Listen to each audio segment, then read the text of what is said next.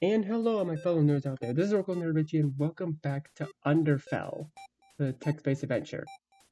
So last time we got through the core. We met Metaton, and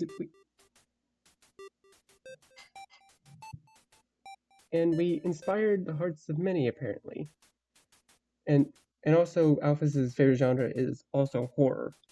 But that's not the main thing. We got through the core slash city, and now we're gonna be going to the back of the city. The elevator at the back of the city. That's where we're going next. Let's just get into it. When you step off, you enter a long corridor filled with golden light. There are pillars of creamy gold and chiseled designs lining up the corridor. The flooring is mosaic, with a beautiful swirling motif. All along the walls are windows that filter in a golden light. It reminds you of the golden hour on the surface, with how softly warm it is. It is tall. It has a tall ceiling, tall enough that with each step you take, it makes an echo. What a pretty place. And it looks like you aren't alone. You see Sans. Oh, we got Judgment Hall. He's looking at you. He has a sharp-toothed grin on his face, but you don't see any warmth to it. His scarlet eye lights up, are burning as they meet your hazel eyes. Your face scrunches up as you warily eye the skeleton. Sans has already killed you before. You wonder if he'll do it again. You greet Sans. You know, the surface can't be any better than here. I've seen humans that have come in before. Their souls told the tale. Sans puts his red gloved hands in his pockets. Humans kill. Children die. You're either born with power to survive, or you're born to be consumed by others. You frown. The surface is not perfect, but it's not a kill-be-killed world like Underfell. Yeah, I know you think that, he says. Save to be safe, right? That's what you said in the show. Yes. Sans looks up at the ceiling and chuckles. Hey, buddy. Knock, knock. Who's there? You only see a glint yellow in his red eye when you suddenly impale through the head. You've died. Not you. We have to fight Sans anyways? Oh no. I thought he was just gonna judge us so we can go, but no. Oh, okay. A little remix of Megalovania. Okay, let's go. You step off the elevator, resigned to the encounter. You had a feeling this was coming since he killed you in Snowden. You had hoped it could be avoided, but, well, here you are. See, I knew it was funny. You didn't take my hand, says Sans. You're one of those special humans, huh? A real special kind. Not just the visible soul one that stays. Damn. You're not gonna make this easy on me, are you, pal? He knows? How much does he know? His gold tooth glints in the warm lighting as he smirks. You ain't the first, and you won't be the last human with a soul strong enough to hang on after death. Sans tilts his head. He stretches out his arm wide. Over 100 humans have come to Underfell. Not one is netted out alive, despite their specialness. Can you guess why? You shake your head. The virus has captured 20 humans and killed 2 of them. Undyne killed 15 and captured 5. Who do you think handled the rest? Allow me to reintroduce myself, Hazel Eyes. Sans gives you a mocking bow. I'm Sans Gaster, the judge. I have encountered 60 humans. I have killed 60 humans. Sans straightens up. His sharp-toothed smile is cold. I see them come through the ruins, and if they're weak enough, I let them through. I want to give Taps a chance to have fun, you know? Like any good brother. But the ones with levels, I take care of them. And the ones who are weak and slip through, I clean them up here, in this hall. My hall. He puts his hands back in his pockets.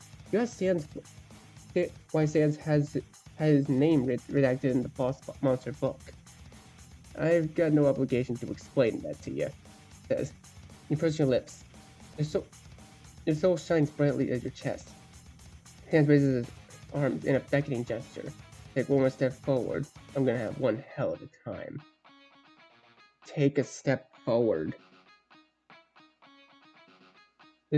There's a tight grip around your soul. You are lifted off the ground and your place dozens of red spiked bones shoot up from the ground. You have died. Welcome to hell. Hell. You get off the elevator. You tell him you don't want to fight. I know, he says. That's the fucking issue. You're about to respond, but you see him raise his right hand. Red, sharp, jagged bones are conjured surrounding air. You've died. Ugh. He says when he sees you. Well, that's just rude. You tell him you don't understand why he's doing this. You aren't a threat. You would never hurt him or any other monster. That ain't the issue, he says. Your belief is what's dangerous. You think because you're nice to the other humans would be too? That ain't how it's been going, buddy. Over 100 humans have fallen here, and you're the first one to not attack or scream at us, he says. You're the exception, not the rule. If that barrier comes down, it's gonna lead to another war. You can't know that for sure. And you can't know it won't happen, he says. Yes, you can. You know it won't. That there is why you're so damn dangerous. That propaganda is lethal. Out there giving them hope when there ain't any. Yes, there is. There's always hope for a better tomorrow. And that better tomorrow has finally arrived. Humans and monsters can live in peace together. Oh shit. Humans have been living and growing for centuries. But us monsters, we've become stagnant. We ain't got the space to expand our population. So we stopped. We know humans outnumber us 100 to 1. You break that barrier, it'll be a slaughter. You argue that won't happen. Humans have changed. You're delusionally biased, he says. I'm done talking. This was your last courtesy since you didn't hurt anyone. Your sharp-toothed grin glints in the golden light. Bye, loser. You're impaled from behind. You died. Act. You have died. Oh god, wait, is it? I just dead. Act. Endure. Don't give up. Persevere. Stay brave. Hold on. Fuck me. He says when he sees you. Do me a favor, pal, buddy, Hazel Eyes, and stop coming back. I got better things to do with my time to keep killing ya. You take a step forward, remaining firm.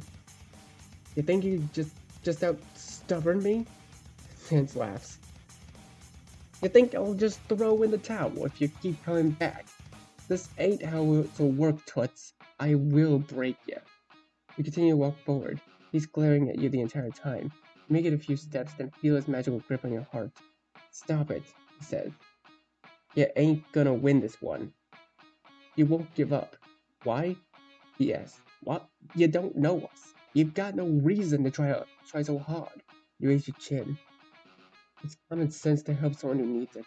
Flinches. We don't need help. You gesture out the window to the city below. The monsters inside speak for themselves. You feel their pain. You feel their isolation, their stagnation. They deserve to feel the sun. You tell Sans he deserves to feel the sun. A shudder goes through him. His red eyelights waver in his sockets. He screams back. The fuck do you know? He grips on your soul tight until he throws you back. It's not a death, but it creates a purposeful distance. He snarls with venom in his voice. You're fucking stubborn. I was being nice and all since you didn't hurt anyone, but not anymore. That was him being nice? You're abruptly impaled with both your feet. Red bones stick out from the floor, pin your feet where you stand. Immediate pain shoots out through you. You reflexively cry out in agony as more bones pierce through your shoulders into one of your arms. Chunks of your flesh fall into the floor. You see bits of your broken bones sticking out in the places they shouldn't be in. Pain. That is the only thing you can process. Debilitating, agonizing, horrific. Pain. It hurts. It does not burn. It's not cold. There's no tearing. There's no sensation of other pain. Your whole body involuntarily shakes. You think you will die from it intensity of your agony, yet you're not allowed death. Nothing has hurt so much before, but there is no comparison to this torture. No death comes close to the purposeful torment you are currently enduring. Pain. Pain is all you can process. Your soul is beautiful.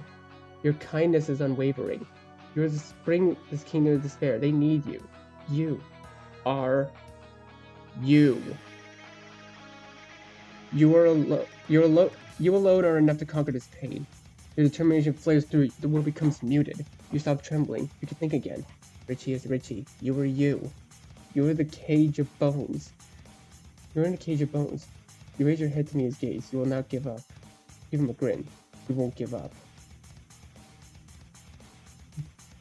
I'm gonna go with the... Oh, you flip him off and flatly tell him you ain't giving up. You raise your head and meet his gaze. You won't give up. He flinches and you are impaled until the cycle starts again. Stay determined. This isn't the end. You won't let it be. Not for you. Not for them. Not for anyone. You linger in the elevator. Staying in the elevator won't change anything. But the moment you click it, you've died 184 times. All of Sans' kills have been instantaneous. You have not felt any pain from most of these deaths, but it is disorientating to go through the golden hallways of darkness and back within seconds. You take deep breaths. You run your fingers through your long hair. You step off the elevator. Sans gives you an odd look. Red beads of sweat cover his forehead. He wipes at them with the back of his right gloved hand. You're... Sans sighs and clutches his fucking resets. You tell Sans you won't hurt him. He stares at you for a long time.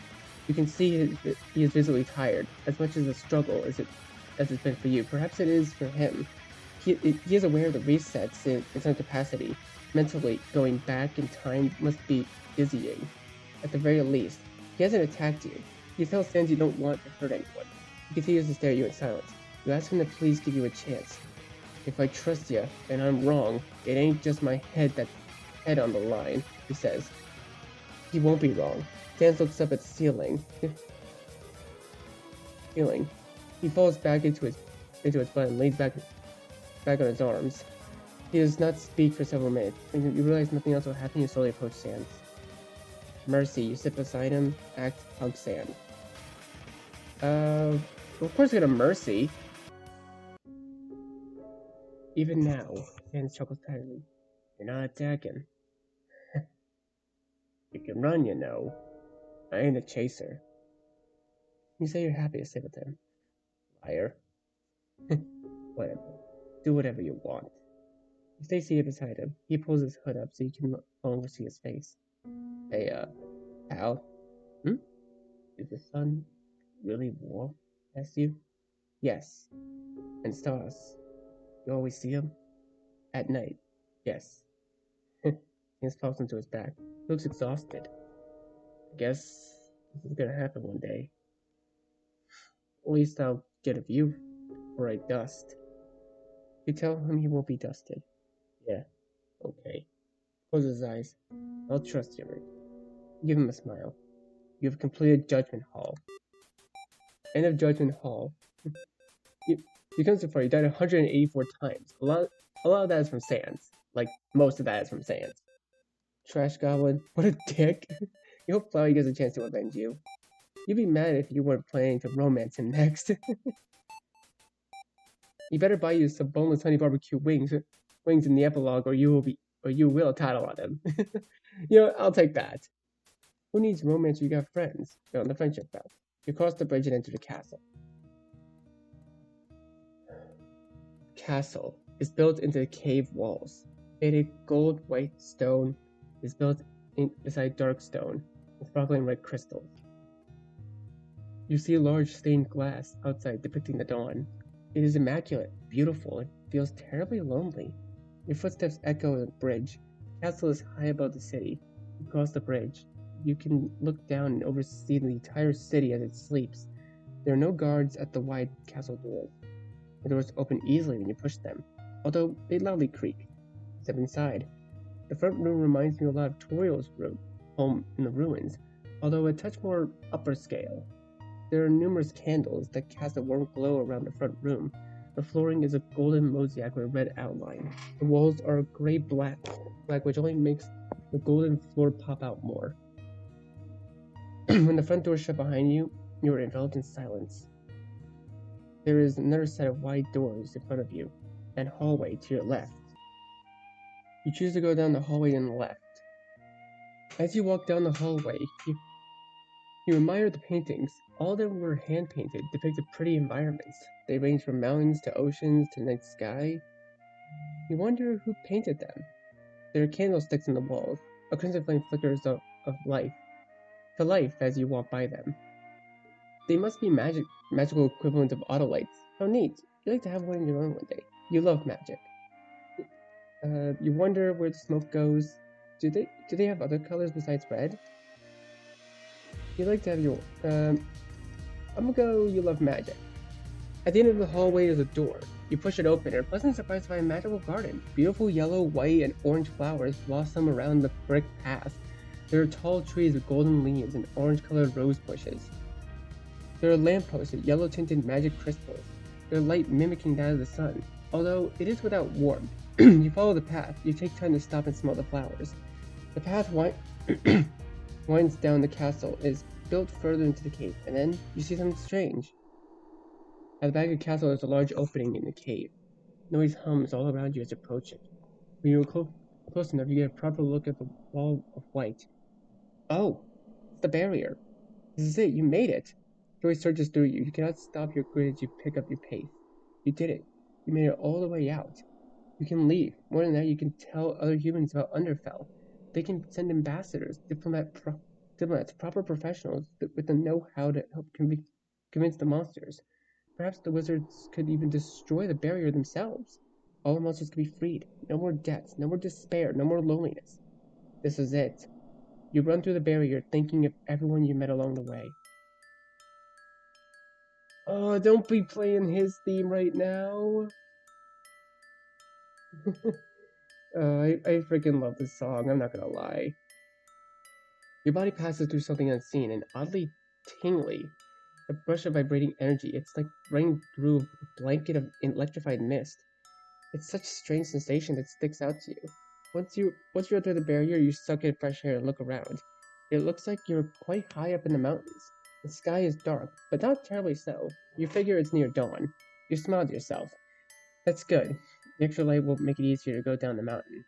Oh, and look at that. You spot a little path. How nice. You just have to climb down the path. It's a skip in your step. You can't wait to find someone. You can't wait to return. You have to actively refrain yourself from sprinting down the mountain. It wouldn't do to break a bone after all. Still, you're brimming with excitement. You want the trip back. You want the trip back down to be over already. You want the back to the city and you lazily walk down the mountain. Your mind feeling foggy. You don't even realize you made it to the bottom until your feet touch flat land. The sun is over the horizon. Gosh, were you really out all night? You go to check your phone to see the time. Weird? It's dead? You're normally so good with keeping it charged. Oh well. You yawn and stretch your arms. You feel really tired. That makes sense, though. You were out all night exploring the mountain. Although, you don't remember why. That's okay, you don't need to. As long as you have you, you'll be okay. Isn't that right?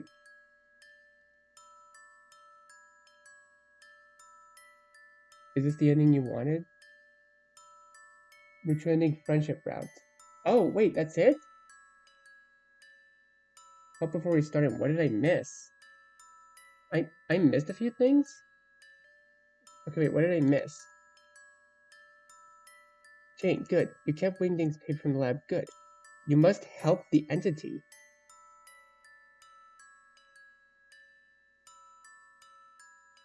Good. Try immediately leaving and cuddling with a puppy.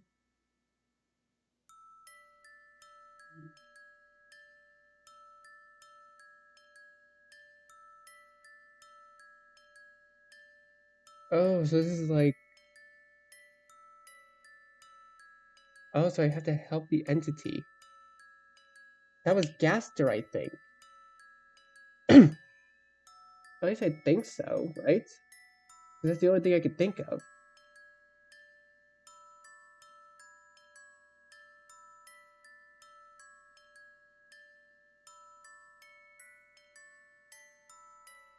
Oh, okay. Okay, hold on. Let me see. Let me try to experiment with something. Okay, this time we have to try connecting with the entity. You take a deep breath, steadying breath. You mentally prepare yourself for the discomfort you're about to force on yourself. Deep breath in, deep breath out. You can do this. You can do this. The thought of encountering the entity fills your determination. You drop yourself into the void. It's colder than last time. For many seconds, all you get focused on is the sheer cold. Your body is stiff and heavy. Your heartbeat slows to a point where it's difficult to breathe. You try to speak, but you cannot. You want to ask the entity why it's helping you. I am awake because of you. You. Your voice echoes in your head. You shiver. You open your eyes and take a shaky breath. The void alternates in how it is uncomfortable. The only thing that is consistent about the sense of wrongness being there. To think anyone is still there. Again. You have to go in again. It's difficult to keep yourself there. Every inch of your soul and body test it. It's a mental struggle to force yourself to go back. You already set yourself in this path. You will see it through. You give yourself time to warm up again. And then you take that plunge. You ask the entity if you can help it. You cannot imagine the void is a good place to stay. It has helped you after all. I do not know. I do not know. But thank you. You want to help the entity. There must be a way. One way is enough for now. You can't take it anymore. You fall back into reality and want to throw up. You bend over to your knees, gasping and wheezing for air. You feel violently ill. If you had any food in your stomach, you're certain you would have thrown it up. Hell. Your body is trembling, your legs feel weak, and you are forced to take a seat. Your soul flickers out, and you are left in the darkness to recover. Takes you a little time to feel okay. You don't want to go back. You don't. You really don't. And yet you have to. You hate it. You hate it. You hate it. It crawls over you. It's so wrong. There's no other word to describe it. It is a violation against nature itself. You are doing something terrible. You are doing something horrific. You are filled with shame, and yet, you ask an entity, why? Being asleep, I could not. It is worse than dying. Yes, you can agree. Being in the void is officially worse than death. No one deserves this. No one. You want to help the voice. Your hands caress your head. I do. If you want to try. You cannot see, but you can feel. And your repeated trips to the void has allowed you to adjust your body, how your body reacts to that world. Slowly, agonizingly, slowly, reach out and grasp one of the hands. You squeeze the entity's hand in an attempt to comfort them. They squeeze you back. Will you back? You promise you will. Thank you. Okay, you're done. You are done. You are definitely done with this. You slump against the tile floor. You've never been so exhausted. You really need some time to recover. You feel shaky and weak-limbed when you force yourself back up. Blood continues to rest peacefully in your backpack. At least your friend is doing okay. You have to lean against the walls to continue to walk. Each step feels like your world is crooked. One step at a time. You can do this. 1 step, 2 steps, 3 steps. Yes, there you go. 4 steps, 20 steps. Okay, yeah. And then this is the soul thing. It makes you feel uncomfortable, but... Okay, yeah, it's the same thing.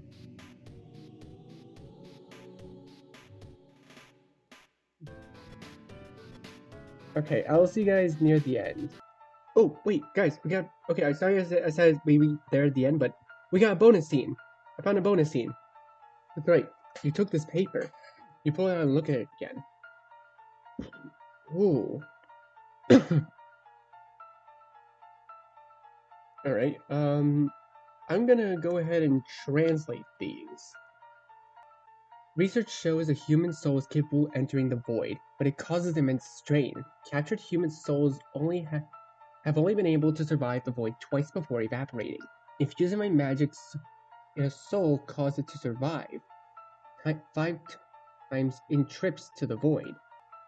Testing with regular monster magic resulted in a 2-trip survival, magic provided by elves. Testing with another boss monster magic resulted in 5-trip survival, magic provided by Sans. There seems to be an inherent resistance to the void for boss monster magic. A human soul is still required to enter and leave the void, but boss monster magic is required to survive it. I want to see what humans see. I want to know what's in the void. So Gaster was running experiments because he wants to know what's inside the void. He wants to know what's causing all of it. The more you stare at it, the more you feel like you know these symbols. Why do you know these symbols? You think carefully. These are not symbols you've seen on the surface. You're very certain of that. They do not look like any of the dead human languages, nor is there any similarities to the current written language. Why did you see these in the ruins? But no, you couldn't read the symbols in the ruins. These you should be able to read, or at least you think you should be able to read them. Why? You squint your eyes. Then it occurs to you, the entity. These symbols, it look like how the entity talks in your head. If that static language had a written one, you're positive this is it. What does this belong to the Does this belong to the entity? Let's find out. You close your eyes and let yourself slip into the void. Hands are on your right away. That horrible wrongness prevails over all else. But all the hands are familiar. You know these hands. These are entities. Has the entity found a way out of the void? Not yet. Does he recognize the paper in your pocket? His hand, the hand moves down you. You feel them sliding across your abdomen and sides. They rummage through your sweater pocket. There's a long pause. Yes. There is excitement in the entity's voice. This is mine. I remember. I know who I am. I am Wingding Gaster. That's wonderful. Does that mean he knows how to escape? Maybe. Let me think it over. All around good news. You're relieved to leave the void, both because of the horrible place that you hate, and because Wingding might be able to escape. Ah, hell, you want to throw up. You brace yourself against your knees and take many deep breaths. You really hate that place. You start to wander the city. You want to walk off the feeling of being in the void. Alright, and I guess this is all the same as before. Alright, this time we got all the things we need for the true ending. So hopefully something will probably change. You hear a whisper to your right. It tickles your ear. You turn your head to your right. See a long dark hallway. There's no light down it. You'll need to use your soul if you want to see ahead.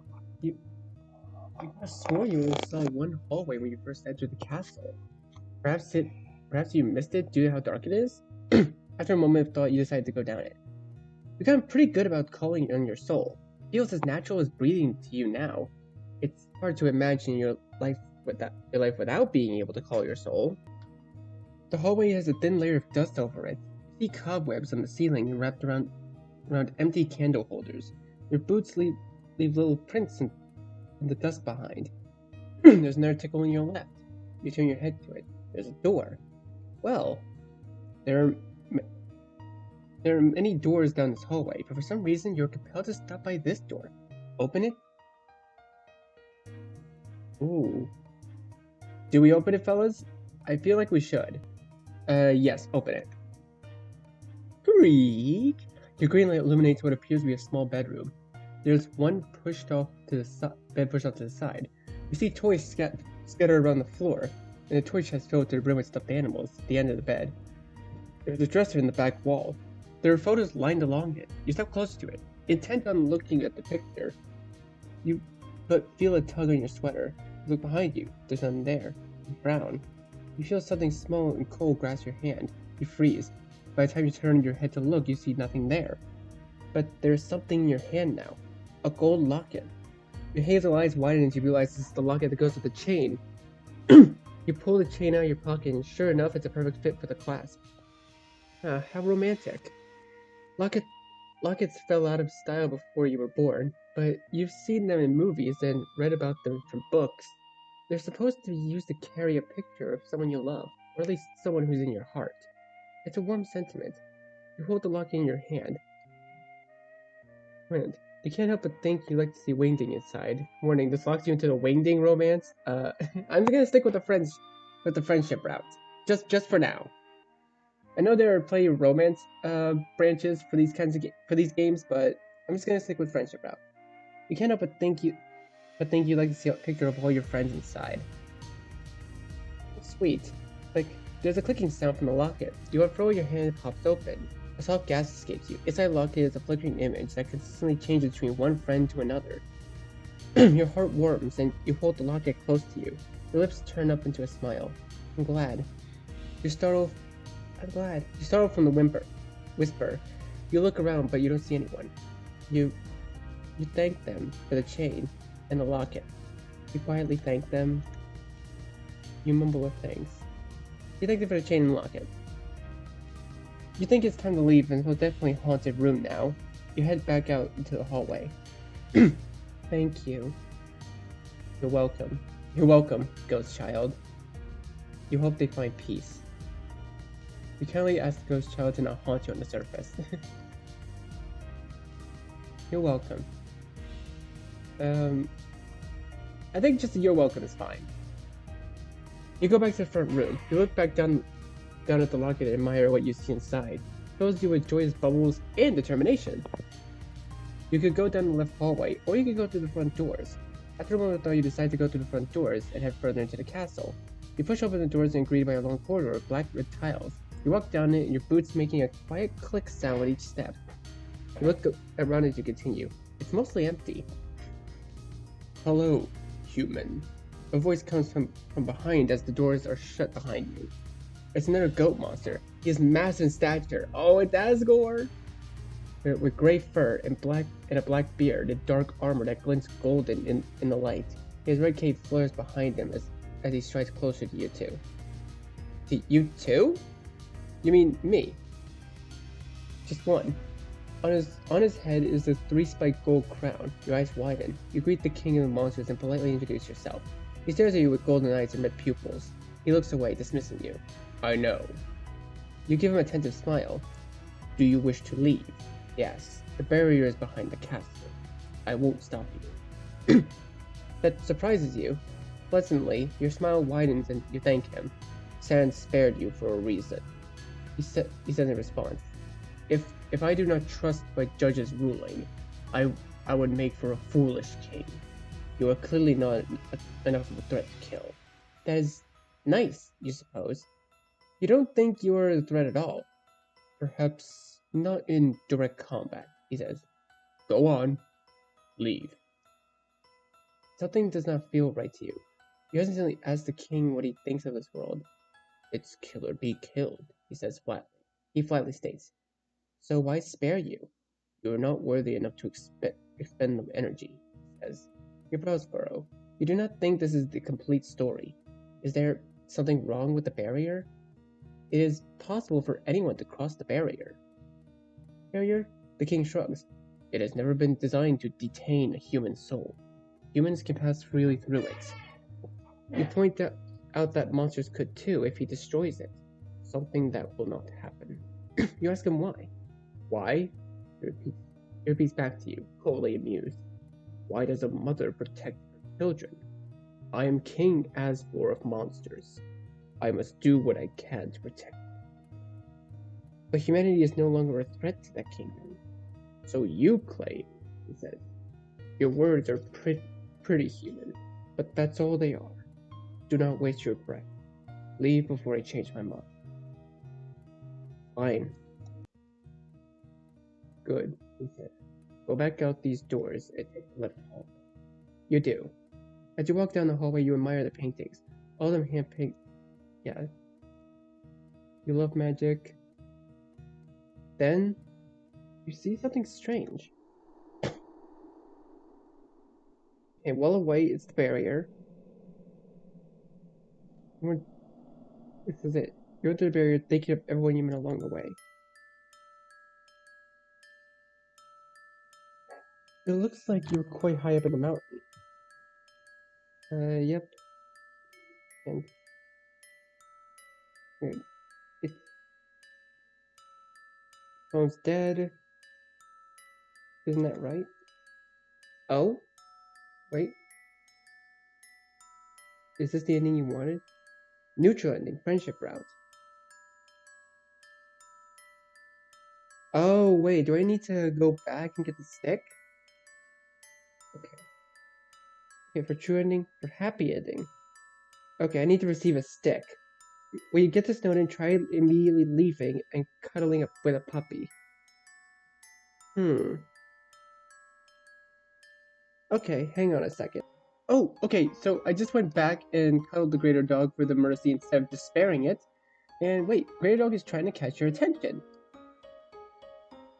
You saw a familiar face. It's your cuddle buddy. Greater dog bounds over to you, their armor clanking with each step. They have something in their mouth they want to bend over to show you. You see that it's a stick. They're offering you a stick. You realize this is important, very important to the greater dog.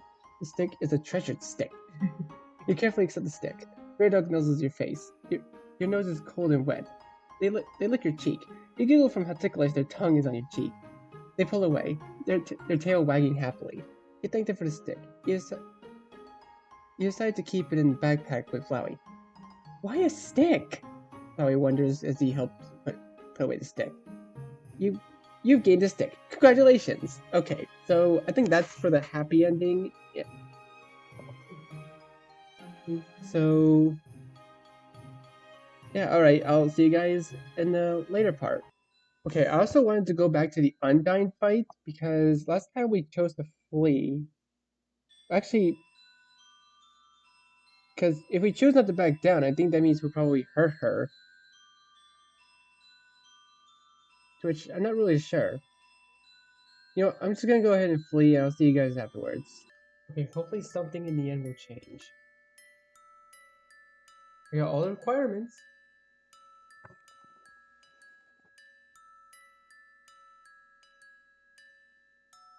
Okay, wait, I got all the requirements, but I still get the neutral ending?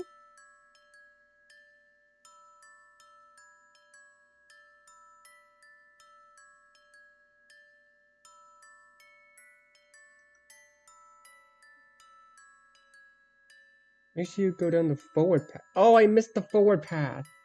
Okay, hold on.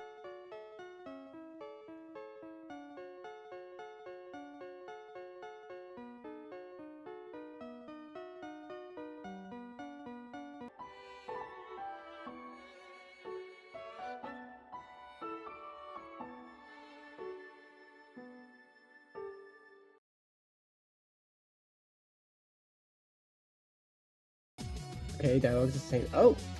Let's see, you want to be friends, you want to be more than a friend. You tell the parents that you like him and Sand. Oh, so there actually is a second flirt line. I didn't know that. Okay, let's see what it says.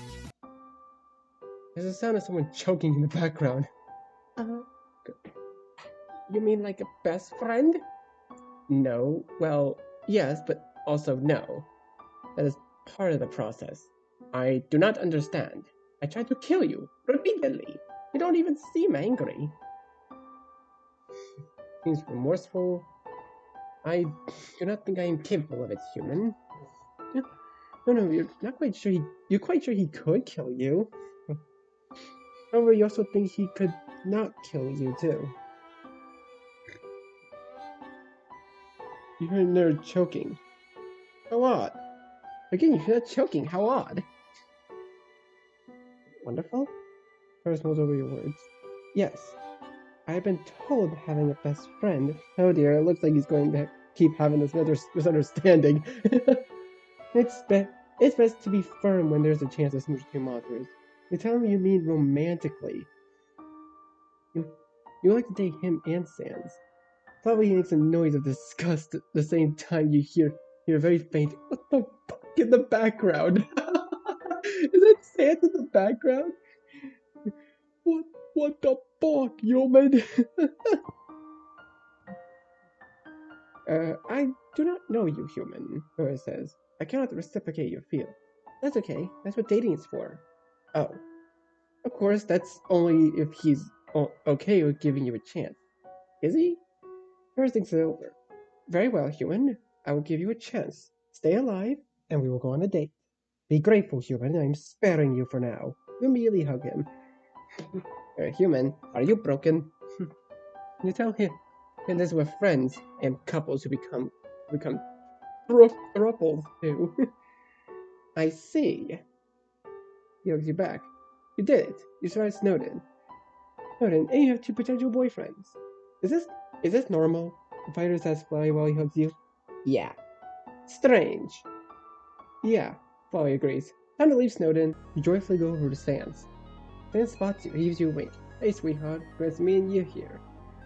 You can't fight your grin. You make your way over to him and lean against the sentry post. You tell him you're happy to see him. Here's your smile. Hey, want a chimichanga? First one's free just for you. We would love one. Thank you. Sans flicks one finger up and watches the chimichanga flow into the air. It hovers between 2 for several seconds, until it's placed on top of your head. You take the chimichanga off your head, curious why you put it on your head. Sorry, didn't realize you had 3 hands. I was too busy staring at more important things. Sans leans forward, a sharp grin turning into a crooked smirk. Oh, you smirk. Does he mean he likes what he sees? Sans leers. What do you think, sweetheart? You set the chimichanga down and put both your hands on the sentry post. Leaning forward he leans back, his face turning red. Moving kinda fast, aren't you, human? Is he scared? He scoffs and turns his head away and coughs. Me? I ain't scared of shit. He turns his back to smirk at you. And neither are you, huh? Awful bold of you to make moves on me and my bro. What can you say? You like them both. He's not opposed to it, is he? Sans shrugs. Never thought about it before. And now? He points to the chimichanga you had previously set down. Give it a try, will ya? If this chimichanga kills me, I swear to God. Well, you know he didn't answer you. You also know he didn't reject you either. Pursue until told otherwise. Within reason, of course. You know how to take a hint, and you don't want to overstep your boundaries when it comes to romance. You try chimichanga. It's very good. Surprise? Jesus, pretty good, huh? The boss makes mean lasagna, but me, I prefer simple food. Stuff you can take on the go. Sans absentmindedly taps his knuckles against the wood as he watches you eat. You ask who's there. He freezes your question. His red pupils shrink. You guess it's the skeleton's equivalent to wide eyes, and then suddenly he grins. Robin, he says. Robin who? Robin you. He says with a wink. He's already got your heart. What more does he want? A heart to share. He points out. Sharing is caring. You turn. Your turn. Knock knock. Who's there? Sans asks. Alice. Alice who? Alice fair in love and war. Sans laughs in delight. Alright. I got another one. Knock knock. Who's there? Until you go back and forth with knock knock jokes. Then get surprisingly raunchy as you go on, but they're no less fun. Sans prepares a second chimichanga for you and he eats one with you. You try to ask him some harmless questions. Favorite color, taste in music, food preference, but he has a talent for sidestepping your queries. Nevertheless, you still have a lot of fun with him. Unfortunately, it doesn't last as long as you'd like. I'm getting going, he says. Gotta meet with the boss, you know? You sigh. You look to meet with them both at the same time. Here, he says with a wide grin. He offers you a bottle of water. You laugh and accept. Satiated? He asks you. Nope. I should have guessed, he said. He watches you drink from water. He says, knock knock, sweetheart. Who's there? Owl. Owl who? I'll be seeing you again. Right? Absolutely. He winks. Good. If you get through the city, I'll be waiting. You beam. It's a date. This makes him laugh. Then his whole body shivers out of existence. And he disappears in a pop. Oh, it looks like Sans can teleport. That's neat. You're excited about your dates. You want to get through the city quickly. Alright, well that was pretty sweet. That is enough. The guard straightens up and the civilians immediately flinch. Fire strides towards your group from behind the civilians. They immediately separate, each clamoring to move out of its way. The guardsman salutes to Papyrus when he arrives. Papyrus's eyelids waver as he assess the group as a whole. His expression is, as always, difficult to read, but you'd think he seems annoyed. Nonetheless, you are happy to see him.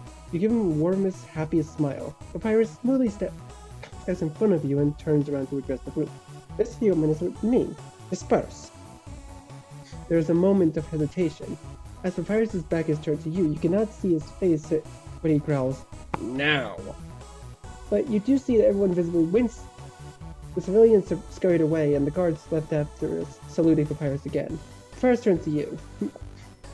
He folds his arms across his chest as he haughtily looks down at you. "We have unfinished business, human." "Oh?" "You did not have a final meal at Snowden as per my orders," he says. "Therefore, I will watch you have it here to make sure you go through this time." "Oh." You gasp excitedly ask if it's a date. Papyrus clears his throat. Your bewilderment, you see light dusting of red under his eye sockets. "Call it what you want. Let's go, human. It's a date, your first one with a monster." Papyrus is a fast walker due to his height. Each step covers a long distance. He moves quickly as he walks. Monsters scramble to get out of the way. It's an odd thing to watch. You don't understand their urgency. It is nice that it's a move for him, but the speed behind their movement speaks of a certain level of fear. That was not at all present in the monsters from Snowden when they talked about Papyrus. The children revered him. You know he is capable of being dangerous, but you also knew that is not his natural inclination. After all, you died against him. Each death against him, your soul brushed against his soul. You know he has killed 2 humans before, and captured 20 others. Even if he did not directly kill those other 20, he indirectly led them to their death. Perhaps they were used to test experiments like Nathaniel was. Papyrus doesn't strike you as ignorant or slow-witted. He must know what happened to those humans, and it weighs on him. He doesn't want to hurt others. He doesn't want to hurt anyone. "At least you died in battle, human. That was the only mercy I know. I don't want to do this, human. Why did you come here? I'm sorry." These 3 messages linger in your heart, for they felt the sincerest form from his soul. He is not a bad person. In fact, you think he's kind if he felt he was allowed to.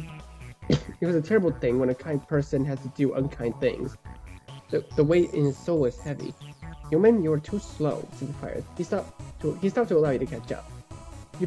You protest that he has longer gaits than you. The pirate offers you his hand. "We will walk at your speed." "Now, what kind of him?" "You appreciate it. I am a magnificent and honorable monster," the pirate confidently declares. "I know how to escort someone." You take his hand. His red gloves are cool to the touch, and his fingers are much longer than yours. You're not used to feeling so small next to someone. You've always been on the smaller side, but being next to a pirate makes you feel petite.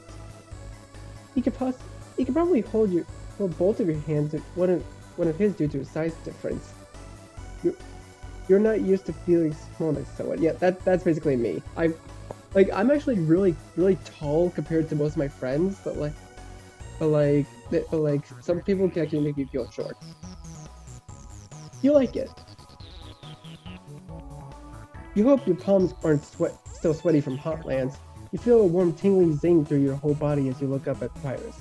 You realize that you are very much like holding hands with him. Papyrus matches your pace as the two of you start walking. You don't know where to go, so you have to allow him to tug on you one direction or another. After some walking, the two of you arrive at your location.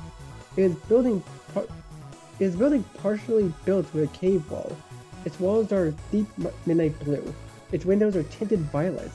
There is a sign above the door that reads Requiem. Papyrus lets go of your hand. You frown at that. He opens the door for you. Oh! Oh, new music! You were not expecting flowers. The restaurant was awash with cool blues, grays, and purples. There is black stone fireplace crackling with azure flames. There are dozen or so small tables with black covers and plush dark blue seats that look tantalizingly comfy. There are pillars scattered between the tables that are covered in dark green vines that stretch up to envelop the ceiling. It is the ceiling that takes your breath away. It is an intricate web of vining violet blue flowers. The flowers cover the ceiling entirely and descend the walls and pillars. As you walk, the flowers above bloom under your presence. Tiny wisps of white light are released from their centers and hover around them. They only provide minuscule light, so the entire restaurant is dimly lit. Cozy. It is also, you notice, only you and Papyrus. This is a lot more intimate than you expected. You wonder if Papyrus can hear how loud your heart is beating right now. A monster emerges from beside the fireplace. There must be a corner there that you can't see, and greets both of you with a wide, toothless grin. The monster is barely taller than Sans, and has the characteristics of kind of spotted lizard. Their skin is smooth black with electric blue spots. Their eyes are closed, and yet their head is pointed directly at the two of you. They're wearing a white chef's uniform with black apron tied around their waist. They say, "Pap-ee, I know I smelled you. Who is your warm-blooded friend?" Chef Dekoa. Paris greets with a smile? Anyone who can make Papyrus smile like that instantly puts them in your good books. You beam at Gekoa, although you do not know if they can see it. "This is my human," Papyrus says. "Human, introduce yourself." You politely introduce yourself. "Is human?" You glance at Papyrus, curious if he realized the implications of his wording. Did that mean you could call him your skeleton? The thought makes you smile. Gekoa's smile is curled. I smell what is going on here. Parasites. "Yes, Chakakoa, it is true. I have spared a human, and now I am granting them a final meal before they leave." Chakakoa's head swivels left to right as he looks at you and Papyrus. Uh-huh. Papyrus clears his throat. You notice his skull is a touch redder than before as he says, "That is all, Chef. Thank you for opening today." "Well, I had to, didn't I?" Chakakoa retorts. He flicks his tail. You sounded adorably abashed. "I did not. You did." The chef dismisses. He extends a hand to you. You accept it. He bends down and sniff your hand. "I knew it. You were even holding hands." "That is irrelevant, Chef." Papyrus's voice is starting to sound higher pitched than normal. "We will take our seats now, thank you." Huh. Was all the chef said. He turns to head down the hallway beside the fireplace. Papyrus clears his throat. His skull is almost as red as his glove. You ask Papyrus if he has a favorite table to eat at. He shakes his head. "No, I have eaten at all of them." He strides forward and pulls his seat back at one of the tables near the pillar. He gestures for you to sit. You do, gracefully sliding into the chair. You murmur a thank you to him as you do. "You are welcome," he says. Varus takes a seat across from you. You worry if he'll be comfortable.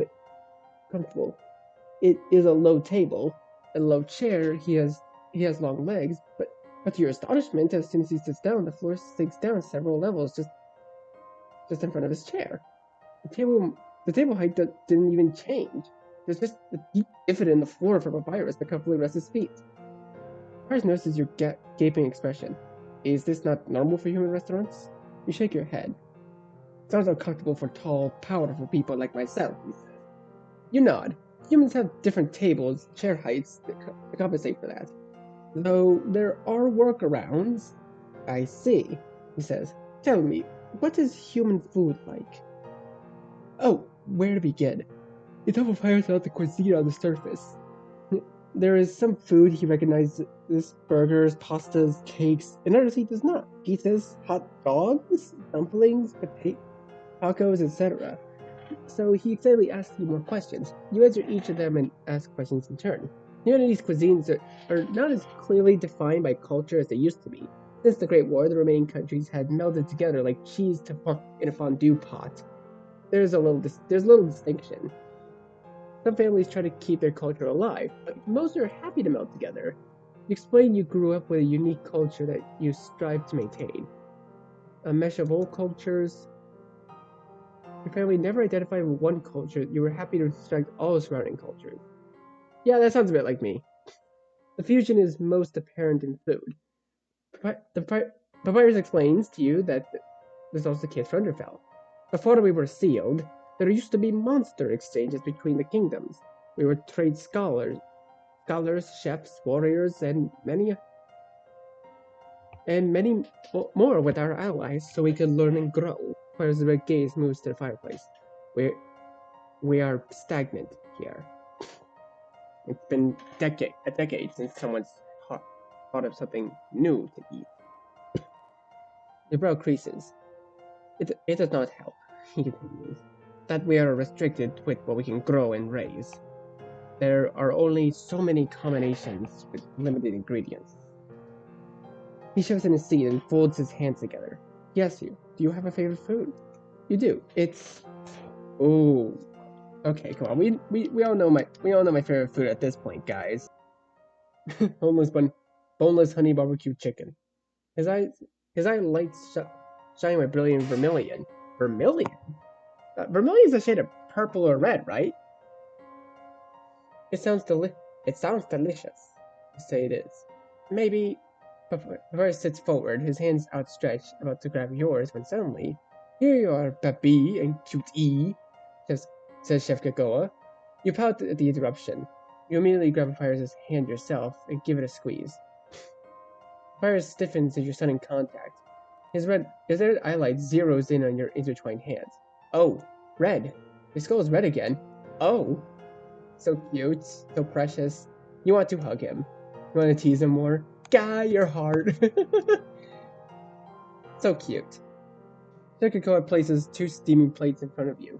Papyrus, his tail then places two tall drinks. Enjoy, says Shakakoa. Also, I may be blind, but I still have good hearing, and these walls are thin, so chef! Papyrus squawks, yes. He says, enjoy. Richie, do let me know if you can't eat any of this. It's been centuries since I've served humans. You look down. None of the food is recognizable, and it's glowing neon. You tell the chef you'll be happy to give it a try, as it looks positively magical. Oh, you're clever, he says. I like this one. You squeeze Papyrus's hand. He squeezes back. Yes, he said. Thank you, Chapter. Anytime. Now I'll be in the kitchen prepping for the week, he says. Chef Kakoa leaves the two of you. Papyrus stares at your hands. You tell Papyrus you like holding hands. That is, good to know, he says. But we will need two hands to eat, so neither of you let's go. Or we could try with one, I suppose, he says. Yes, but that does sound like fun. You agree to do that. It's not easy, but that's what makes it fun.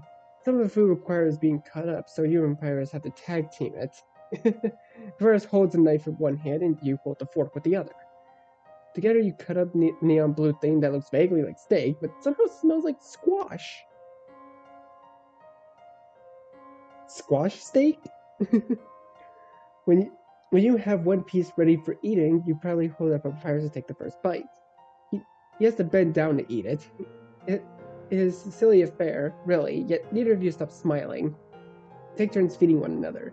There are a couple of times where Papyrus pretends to miss your mouth so it smears on your cheek. You laugh. He laughs. You smile. He smiles. It is a delightful experience. The food is nice. It is a strange sensation to literally feel food fizz away into nothingness in your stomach. Magical food is directly absorbed as energy. It is not passed through your digestive system, but not weird enough to dissuade you. There is a nice texture to the meal, and it's got a perfect balance of flavors. It warms you from the inside out. It's unlike any recipe or dish you've had before. You try to think of anything that could remind you of, yet nothing comes close. When the food is mostly eaten, you ask Papyrus about his relationship with Chef Kakoa. Why did the monster call Papyrus his protege? Oh, goes Papyrus, in an uncharacteristically quiet voice. That That is because the chef taught me how to cook.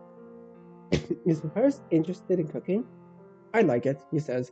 I am good at it, like many things. You notice Papyrus is very talented. Your praise makes him turn his head and cough. You love it if the meal would turn to dessert. You want to linger. You want to draw it out. You want to spend more time with him. It seems to be against Papyrus's nature to dawdle, however. As soon as you're both done eating, he takes the plate away. He disappears around the corner and reemerges without breaking a stride. There, human, your last meal, Papyrus says. Good job on completing your order. You thank Papyrus as he guides you out of the restaurant. His wide hand rests on the small of your back. You notice it fits perfectly there. Nice. Back on the streets, you wonder what will happen next. You hopefully look at Papyrus. Maybe you can ask him for a walk? Before you can, he was already speaking. He removes his hand from your back. It is instantly colder without him, and and straightens up to his full height. He says, "You must leave Underfell now, human, and I must stay. This is our goodbye." That's no good, but you're not the type to give up now, are you? You disagree. No, that is too dangerous. As long as King Asgore says humanity is our enemy, you will always be in danger in Underfell. You should not put yourself in danger, not for me, nor my brother. You think he and Sans are worth the danger. His demeanor shifts. There is a softness in his voice and posture that was not there moments ago. You're kind to think that. My, what do we have here? Coos a metallic voice. Oh, it's good old Mettaton. Papyrus stiffens. He straightens up at his full height and steps between you and the voice. Mettaton! Hello, Papyrus, says the voice. You peek around Papyrus to get a good look. The monster speaking looks like a humanoid robot. Right, yeah, we know the description of him at least. His smile is wide and reminds you of a news anchor smile on TV. Not sincere, but not mean either. Mettaton winks at you at one eye. All done talking to your human? Do you mind if I talk to him? What business do you have? Papyrus brusquely asked. Yeah. The human should be leaving shortly. I merely want to ask him some questions, Mettaton says innocently. You don't mind, do you, darling? You shake your head. There, see? It's all perfectly innocent. You can even sit in and watch if you want. Papyrus's lids lower further into the glare. I will. How adorable, Mettaton offers a hand. Now come with me. Papyrus coldly rebuffs. Physical contact between humans and civilians is prohibited. But it's fine between a human and a royal guard, right? Mettaton drawls out, his voice saturating sweet. Yes, says Papyrus as he takes your hand. Yay, he has your hand again. I can restrain the human easier this way. You choose to focus on the fact that he is willingly holding your hand again, and not too tightly either. Love it, says Mettaton. Keep that up for the show, yes? Come. Oh, here we go, so now we're here. You must be honored to have been escorted by me twice now, human. You are. He stares at you with an incredible poker face for a solid 5 seconds. Then he turns red and looks away from you again. He and Sans both look smoochable when they blush. You fight the urge to tease him more. Mettaton clears his throat. Save the flirting for the camera, please. Camera? Okay, yeah, this seems to be the same dialogue. Yep, same dialogue. One of the monsters What a loudly whispers Mettaton. Sir, that's a royal guard, right there! Yes, I know. I interrupted their date, Mettaton. Their date, says Mettaton. You did not! Or sickly rebukes. He definitely did. What? Wait, what? Huh? That is literally the perfect news for tea time! Mettaton Clauselli, we are not doing tea time! Everyone to their places! The show starts in a few minutes. Human, darling, go take a seat.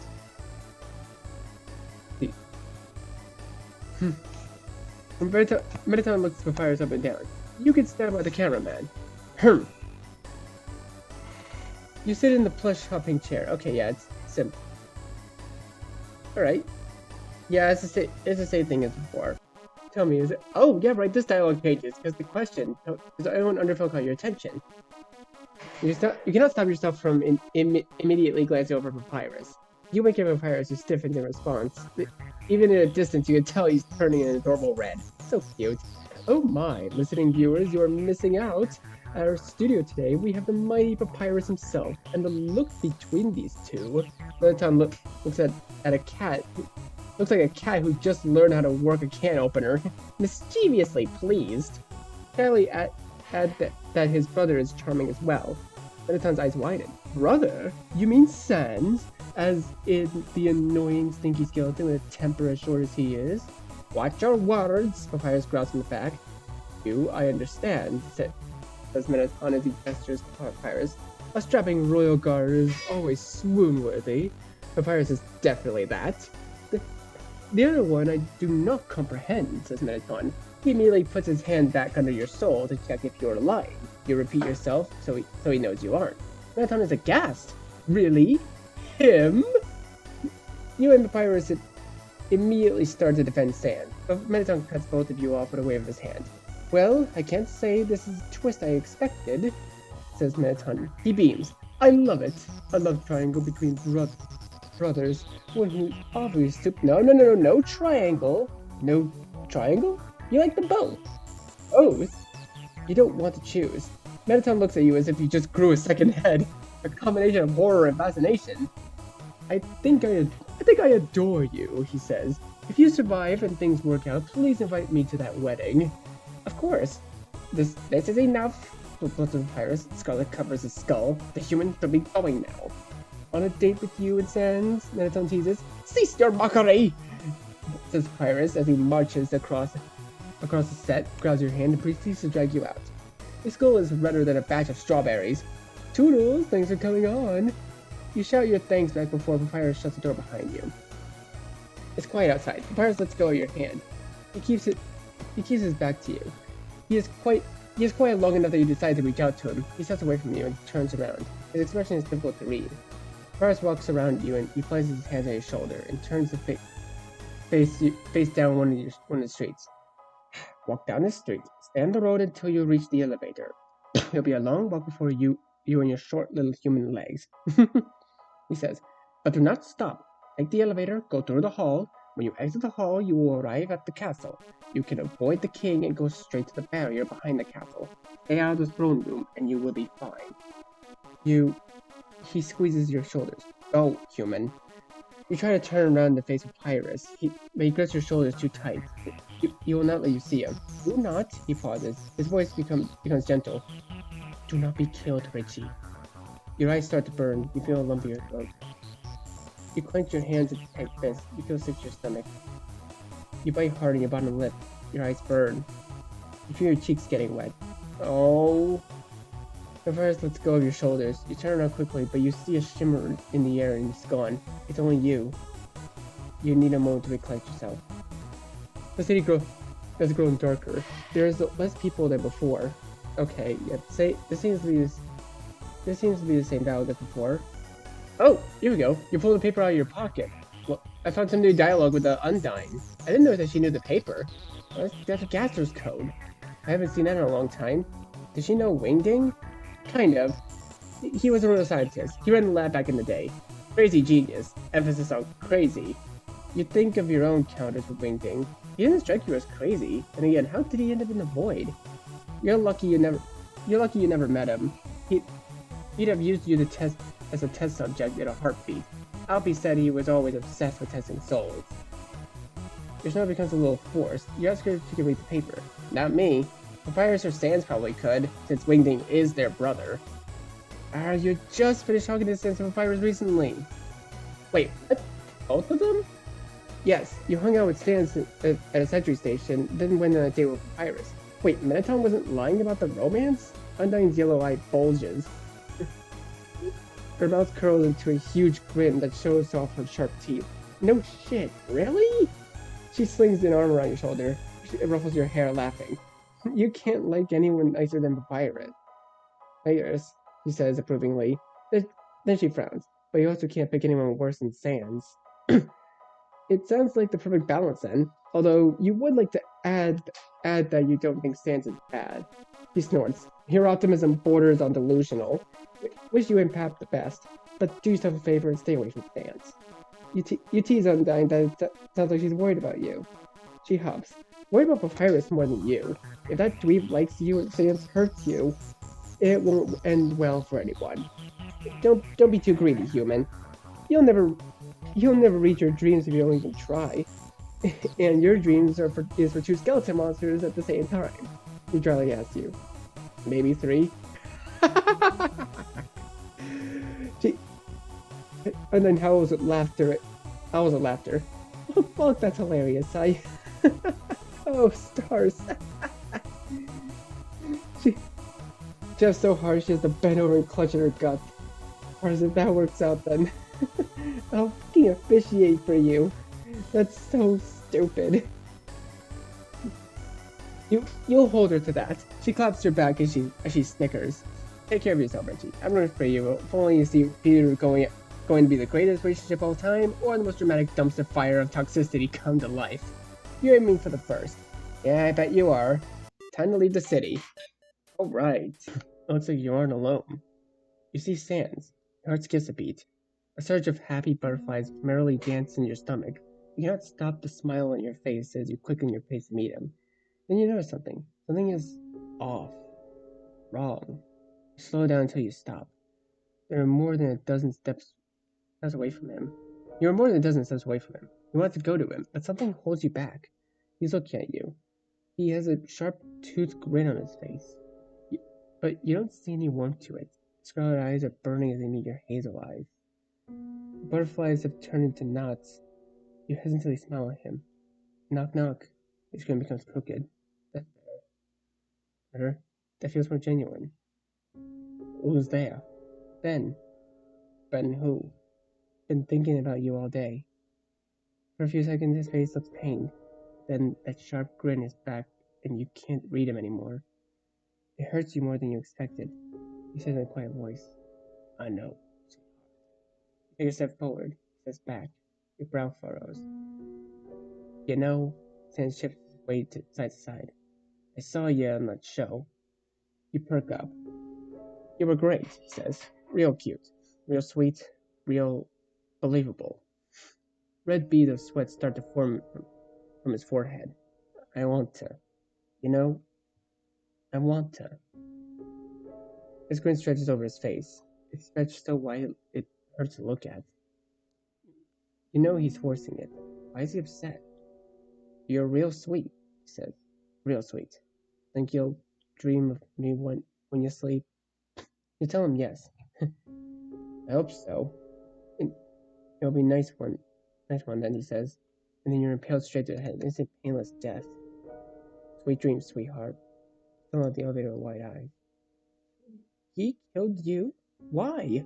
You see Sans there at the end of the hallway. You raise your hand to your forehead, where he impaled you. You had something for instant death. He says when he sees you. You're back, eh? Knew I was remembering stuff today. You're one of them special humans. Guess I shouldn't have expected less from my sweetheart. Fucking just my luck. He knows? How much does he know? Over 100 humans have come. He ain't the first soul yet. Yeah, it seems to be the same dialogue, but the tone feels a bit different. Yeah, the music kind of changes the tone a bit.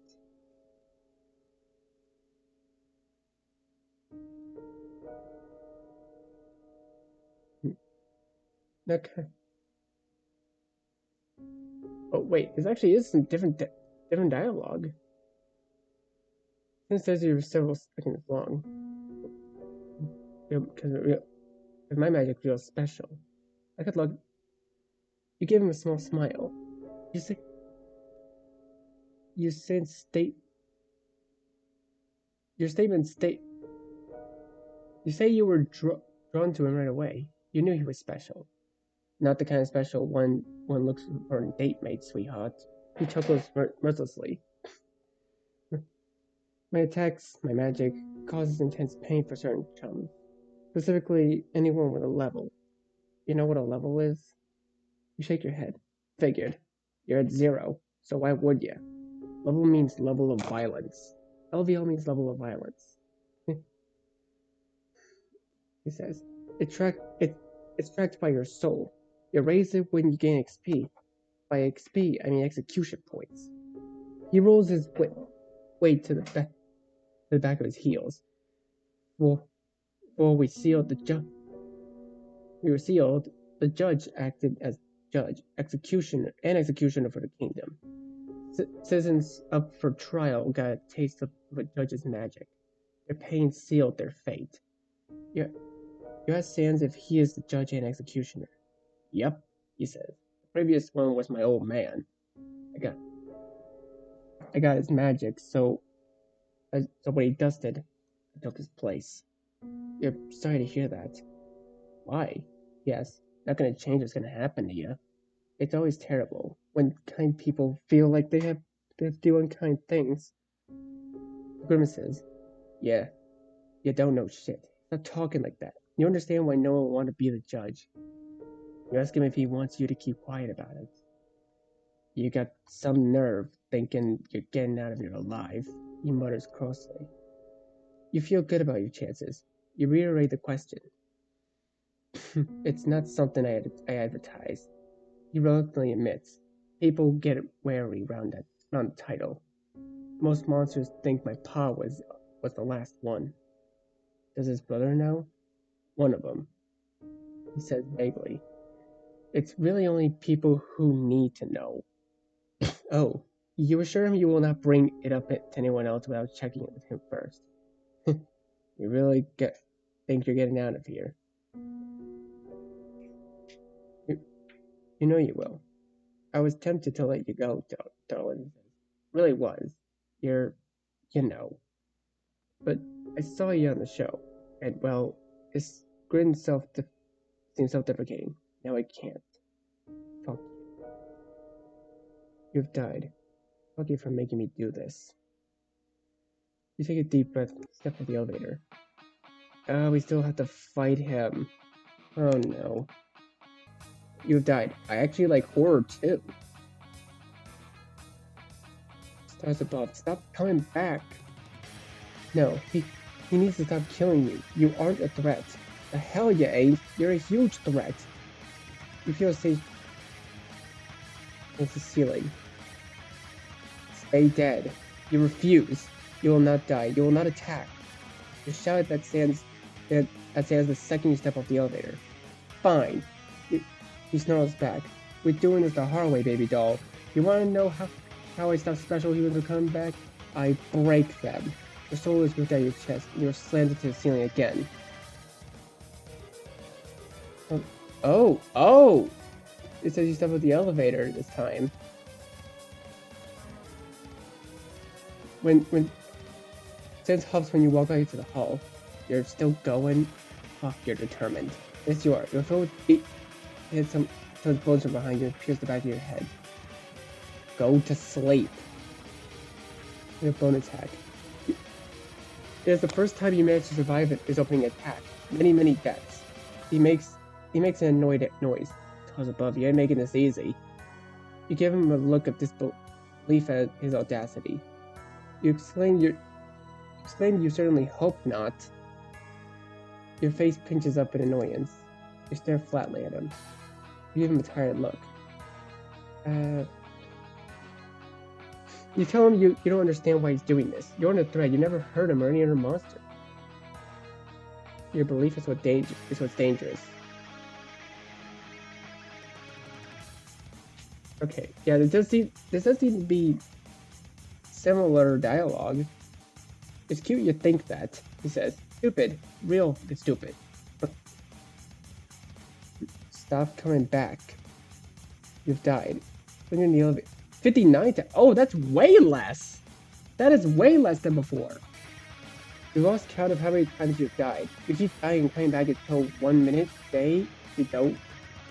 Dan stares at you, his red eyes glowing brightly. There's enough power behind his left eye that it generates its own aura. Its flickering flame burning yellow and red. You're fucking stubborn.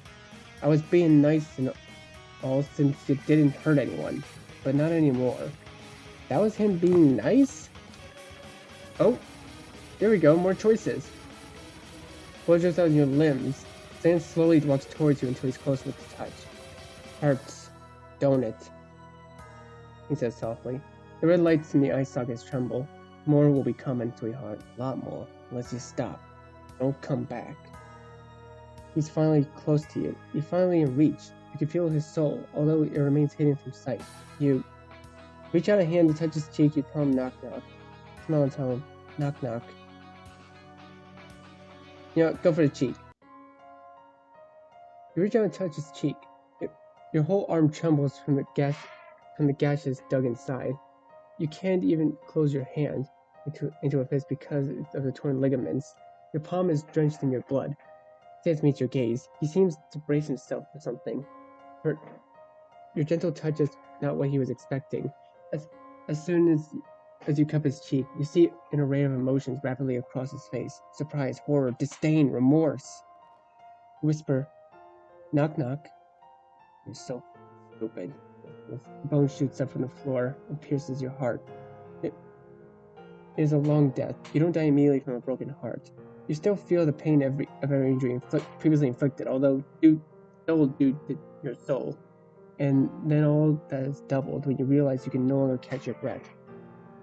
In your ears is nothing. The agony in your chest prevents you from doing anything. You keep your hand on his cheek, give him a smile, and see in his eyes you aren't the only one with a broken heart. It's the last thing you can do before you die. Who's there? Please be you who's there. When you're alive again, he starts yelling at you. The fuck? You what? You're really hurt. It really hurt, you don't, huh? You think I won't? You think I'll just let you go and keep up at it? That ain't gonna work. So stop it. Stop it. Stop it. This is giving me intense Azrael vibes right now. Clutches the skull. Red sweat dripping from him. Stop it. Stop it. Stop it. You idiot, you dumbass. Sans' distress, red magic blazes off from an malicious aura. A graveyard bone shoots up in random directions from the floor. You do your best to dodge the chaotic attack. Thankfully, you've actually gotten pretty good at keeping yourself alive, thanks to your previous encounters. Or maybe it's just the air in Underfell. You never had to fight for your life on the surface, so you don't have any experience to compare it to. Fuck. He chants. He's bent over, holding his skull. You can feel his soul is in knots, even at a distance. Your chest feels tight. Your soul yearns to reach out to him. Your kindness propels you to make the first step. You move forward. A huge push of raw magic makes you stumble, but you continue. You duck beneath the wild attack. You sidestep a surge of bones. You're almost there. Always filled with red light. It overtakes Sans. You can almost reach him. Oh, I'm done, he screeches, abruptly straightening up. Two white dragon skull things with four glowing red eyes materialize above him. Oh, we got the Gaster Blasters. You can feel the air humming with magic, when a red light builds in the mouth. You're close enough to Sans to do something.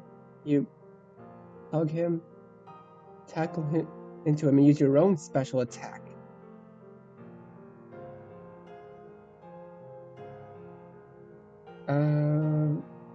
I don't want to go with the first one. You know, hit him with our own special attack. You tackle him and use your entire body weight to pin him down on the ground. Barely has time to let out an oof when you grip either side of his skull and proceed to plant kisses all over his face. Dragon skull things immediately vanish above you. He freezes, his body stiffening in complete stupefied silence. You make it all the way to the teeth kiss before his brain unthaws and reacts.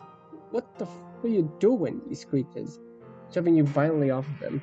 His whole skull is turned bright red, and he scrambles to pull his hood up. You can no longer see his face as he turns his body away from you. Are you insane? You're crazy. You've died one too many times, you dumbass. Why would you think that was a good idea? It tells Sans that you like him. His head whips around you. You can see red light The red lights in its eye sockets have gone out in shock. His whole skull is tinged from red from his magic overloading. It is only a brief look because Sans quickly turns back away. You're crazy, he uttered. Absolutely batshit insane. I killed you. A lot. Your mind says that you're alive right now. What? That's not the point! Scoot over to Sans and kiss the top of his head. He convulses away from you, frantically scrambling to put space between the two of you. Stop that, he snaps. You apologize for making him uncomfortable. You hope he'll at least be willing to talk things out with you now instead of, murdering you repeatedly. If I don't, you'll just gently touch my face and dumb shit. You can't even say it, he demands. You say you'd be happy to do that without him killing you, repeatedly. He flinches. You smile at him. Stop, he whispers. I don't. You tell him you like him. You shouldn't, he says quietly. And yet you do. You say you think you'd like the surface. Probably, he agrees with a mumble. You want to see a sunrise with him. His whole body sags. He hangs his head in his hands. Just go. You scoot closer to him. Stop, he says. Leave for I change my mind. Yeah, you got a better idea. You smile. You got a better idea. Knock knock. His guitar. Who's there? Ivana. Ivana who? I wanna kiss you again. He chuckles and you lean forward. He doesn't pull away when you give him another kiss. He rests his head on your shoulders. He turns his head to press his mouth against your neck. Does he even have a mouth? He's a skeleton. He just has teeth. You can feel his hot breath tickle you. Knock knock, he says. Who's there? Iowa aunt. Iowa aunt who? Really? I want you to.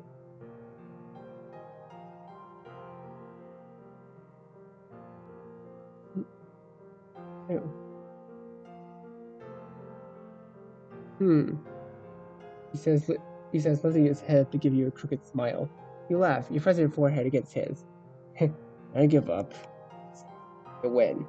If you say humans have changed, I want to believe you, so I will. And if you're wrong, fuck it. At least I'll get to see the sun before I die. The two of you sit in silence beside each other for a long time until you remember the paper.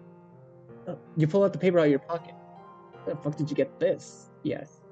You recount your journey through the lab. You also admit you met Wingding. He's what? It stares at you. In the void? Jens looks down at the paper. He seems to read it quickly, his eyelids moving rapidly. Dumbass. You ask Sans what it says. It's ugh. You really want to know? Yes, you do. Sans shrugs. Okay. Oh, and I've translated all this before. Oh, this must have been written right before he tried something. It's pretty messy, he says. He does that sometimes. Whenever he gets the idea, he barely remembers to write it down. Before he gets tunnel vision. Sans gives you a long look. He in the void? You confirm he is. You okay? You aren't entirely certain. That dumbass. I hope he can hear me calling him a dumbass. Dumbass. You prefer to you offer to pass on the message. No, he says,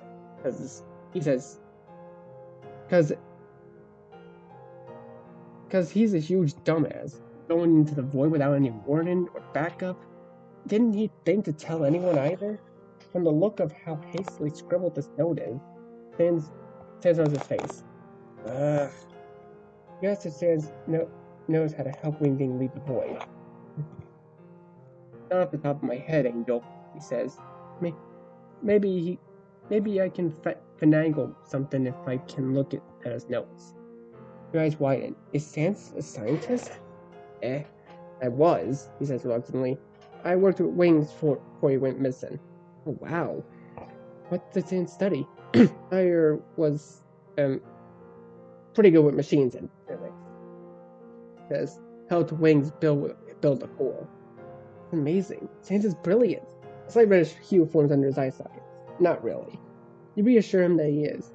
You ask what was the last project you worked on? What gun? Says. Space gun. Humans have been in space, right? He asks you. At your nod, he continues. And one of the humans that came through had a book about space. Wanted to try to replicate it here. Asgore wanted a weapon, so made a gun. Creates a bubble of a vacuum. A vacuum that's supposed to mimic space. Oh. Only used it once, he said. Gave the subject to Al to take a look at it. It was a long time ago. He rolls his shoulders. Humans got a lot of guns, don't they? You suppose civilians aren't allowed to own lethal guns. He smiles crookedly. What's a non-lethal gun? He explains civilians can purchase a stasis gun if they pass their psych evaluation.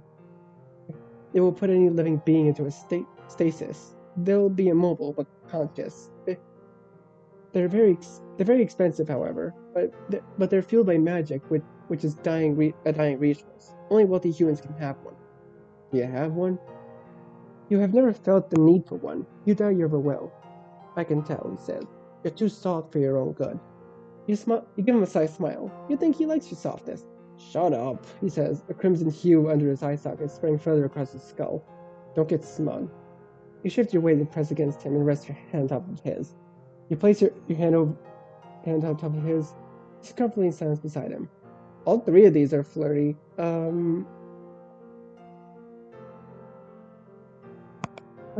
Let's just go with the first one. Awfully cuddly with someone who's killing you a lot. You can't see his face, but his skull feels warm under your cheek. You nuzzle him. After a long moment, he leans into you, only indulging you out of pity. He grumbles. Don't look too into it. Sans falls quiet. But once the silence doesn't feel uncomfortable to you. Rather, it seems nice. The light filtered through the gold-tinted windows is warm. You can feel Sans breathing beside you, and his soul, while hidden, is near yours. Comfort settles over you. You enjoy the moment. You hope you can have many more moments with him. That's that, he says. He pulls away from you and stands up. In a fluid motion, he tugs his hood up. I gotta go. Where to? Boss first, says. Don't face Asgore without me. Sit tight. Don't move. Where was Asgore exactly? He'll be in the throne room. He's always in the throne room. He says, if you really want to stretch your legs, go ahead. Just stay out of the throne room. You agree to that? Good. I'll be back as soon as I can, Sans says. You ask him what's wrong? Nothing. Just anticipating getting scolded by the boss. He offers you a half smile. See you later, Angel. He's gone in a shimmer of red. You completed Judgment Hall. Oh my goodness. My god, I'm actually tired from reading all that. Oh my goodness.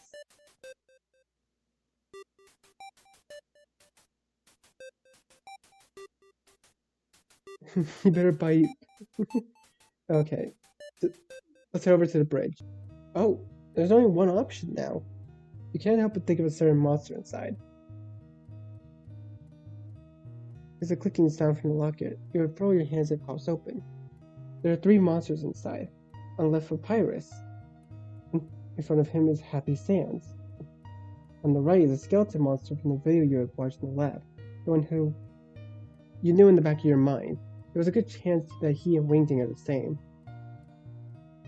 You think the locket confirms it. Or it's a very crazy coincidence that the magic locket pops open and shows you that picture. You knew it, yet you still thought of him that way.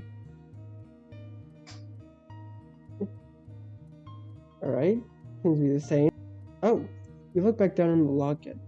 You wonder if perhaps Wingding made any progress? You fall into the void. The hands are on you in an instant. They grip your face, your arms, your sides, your hips, your legs. Hello, dear human. The distorted voice bounces in your head. You sink further into the wrongness. You think it's gotten easier to hear the voice. However, it takes you a moment to find your voice in a sea of cold, inky blackness. You ask when Dane has any idea on how to free himself. Yes, that's great. Is there something you can do? Yes, I need your help. He's got it. What does he need? We must first go to the barrier, and then I will need to borrow your soul for a brief period of time. You shiver as he talks. The voice presses on on you in every direction. It's almost too much. Do your best to bear with the discomfort. You like a little more than an elaboration of that. I will use the power of the barrier to freeze myself, but a human soul is required to enter and leave the void. I need yours as a beacon. That makes sense, you think. It's getting harder to focus the longer you linger. You agree. The barrier is behind the castle. Take the hall to the left and follow the path. Do not cross the barrier. There is an extra enchantment. You like to ask more, but your soul aches from the void's touch. You must leave. You gasp for air as soon as you leave.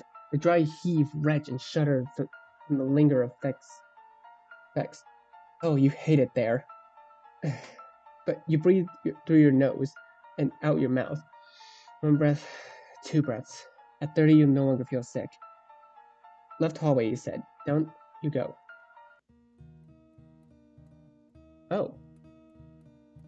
Okay, so now it's back to this dialogue. This must be the barrier. Okay, we're at the barrier now. This will be the last time.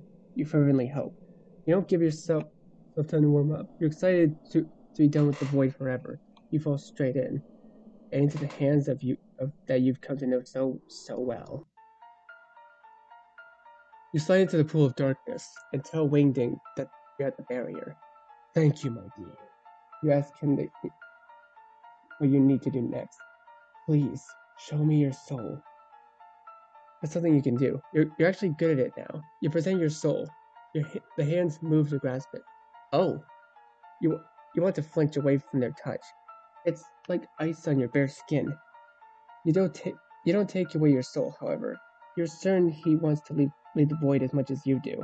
After all, the hands tighten around it, and you feel something? An echo of magic, perhaps? There's a reverberation of noise in your mind. First tangled and messy, but not for long. There's a sensation of being enveloped entirely by that faint magic. You no longer feel wrongness in the void. Only that magic, his magic, wingdings, you sink into it, body and soul. Good. This may. He cuts himself off. There's a surge of his magic, and you catch an emotion that does not belong to you. Curiosity. Another. Surprise. Delight. Why, the big heart you have. Wingding's voice feels different in your mind. While he has never been rude to you, the way he spoke to you now feels different, warmer. You have room for 3. Aren't you greedy? The hands around your soul become gentler in their grip. That's okay. I'm greedy too. It will only take a moment. The moment is over. The warm breeze against your skin. When you open your eyes, you're no longer in the void. The magic that enveloped you is gone, as is the barrier. Did it work? It did, my dear. Is he alive? You turn around to face the owner of the voice. He stands very tall, as tall as Papyrus, if not more. He is a dead ringer for all the tall monsters in the video you watched, or the one whose face is inside your locket with Papyrus and stands. The only difference is that this monster's cracks on his face. One splits from the top of his skull and goes through his right eye. Another crack from his left eye goes to the bottom, spiky mouth. This is Wingding Gaster. He gives you a bow. You make a move to step closer to him, greet him properly, but your legs give out from underneath you. You fall forward. Wingding catches you with ease. There now, pulling a monster out of the void is taxing for a soul.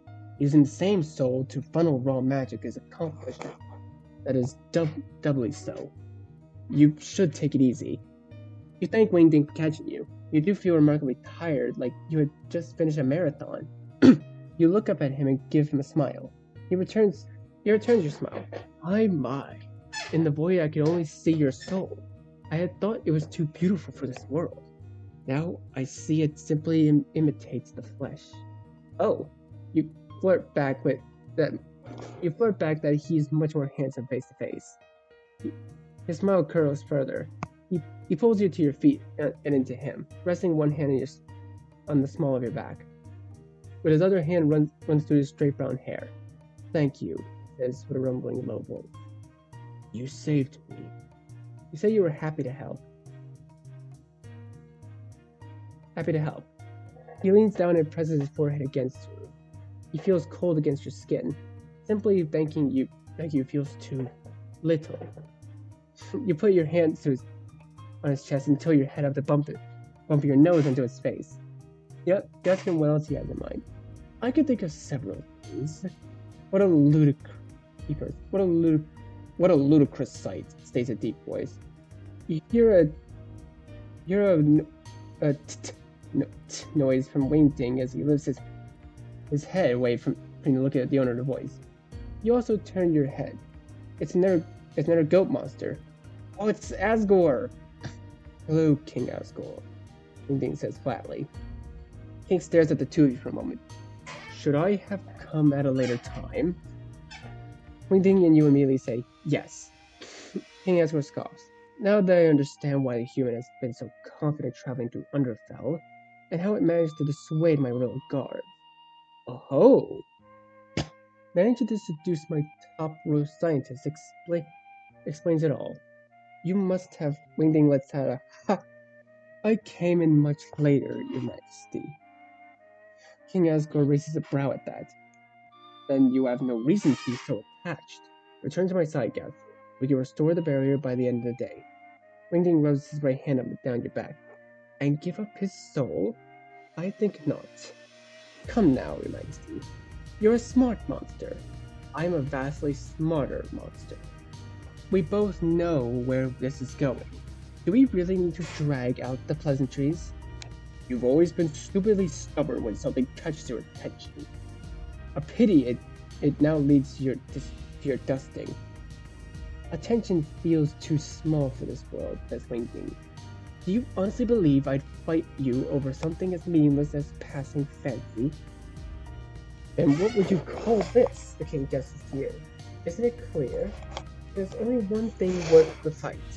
We both know I don't care one way or the other if monsters stay underground or go to the surface. Make peace with humanity. Go to war with humanity. It doesn't matter to me. All of it pales in comparison to my work. Asgore's yellow eyes nose slits. You cannot possibly mean to imply you have. In the process, Wingding says substantially. He waves his left hand in a dismissive manner. He is still young, you know, but his soul speaks for it. You clear your throat. Kindly ask for an explanation. You tell him stop talking about you like you weren't there. Apologies, my dear, said Wingding. Your Majesty, do you mind? Asgore snorts derisively. This I have to hear. Wingding moves his hand to your hips. He turns you to face him fully. He says, because you are you. I am me. You were able to find me in the void. For 20 years, no one has been able to achieve this. Yet you did, by accident no less. Can you guess why? You shake your head. My dear, do you know what a soulmate is? You do. You even read about it in Monster's Perspective in Soulmates in the lab. Good, you are familiar with the term soul acceptance. Yes, you read about that. It's a test between two souls to detect the compatibility of soulmates. You could find me. You were drawn to me, and I, you, because our souls are perfect compatibility. Wait, does that mean, is he implying you and Wingding could be soulmates? Yes, and that is something worth fighting for. How? But wait, you like him definitely, but you also like the fires and sands. He chuckles. I am aware, dear. A soul is as strong as yours is more than capable of bonding with more than one. There is a pause. If it were anyone other than my brothers, I wouldn't tolerate. Don't you mean sons? I thought Gaster was their father, right? Unless I'm wrong. I mean, they could also be brothers in this universe. Who knows? Wingding smiles at you. It's almost expected, really. I do adore them. So it's only natural my companion adores them as well. He tilts his head, albeit your affection stems from a different base. Asgore snorts. Enough. Enough. Regardless of your connections, it's time to come. This comes to an end. You insist. The smile doesn't look as warm anymore.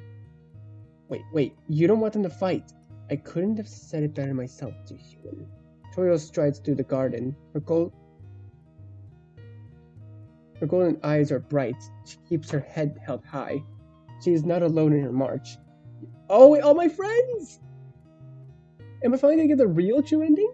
You see May Monster Liner, Froghead, Napstablood, the Dogs of Snowden, Shiren, the Children at the Waterfall, Metaton, Staff, the Royal Guards with Virus and Undyne to lead, and even Sans is there.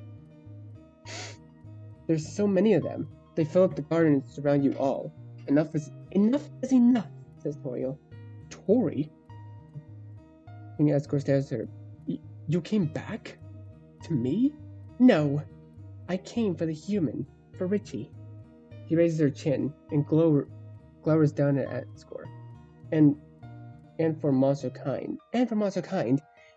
You take one step toward that man in Gaster, and you will have to face me. And me, adds Papyrus. The dog howls in unison, each holding up a stick. They all hold up a stick. Darren sings. Do, re, mi. Oh, that's the thing I taught her.